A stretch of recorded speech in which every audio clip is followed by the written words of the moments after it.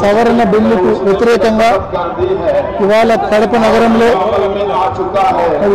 ఇంత పెద్ద ఎత్తున ఈ లాంగ్ మార్చ్ చేయడం జరిగింది.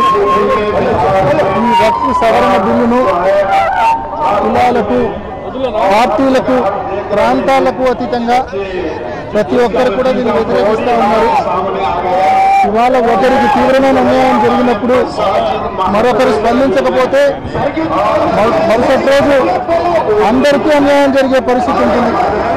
ఈరోజు సవరణ బిల్లు ఏదైతే ఉందో ఇది anti constitutional, anti secular, anti national.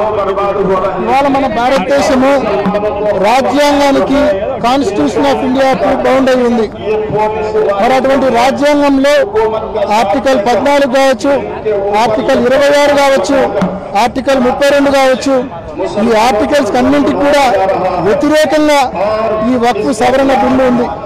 కాబట్టి ఈ బిల్లును దేశవ్యాప్తంగా ప్రతి ఒక్కరు కూడా కులాలకు, పార్టీలకు, ప్రాంతాలకు అతీతంగా ప్రతి ఒక్కరు కూడా వ్యతిరేకిస్తూ ఉన్నారు.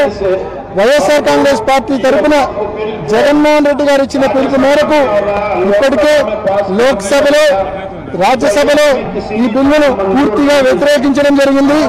అదేవిధంగా సుప్రీంకోర్టులో కూడా వైఎస్ఆర్ కాంగ్రెస్ పార్టీ తరఫున మరి ఈ బిల్లును వ్యతిరేకిస్తూ మరి పిటిషన్ కూడా వేయడం జరిగింది, రిట్ పిటిషన్ కూడా వేయడం జరిగింది.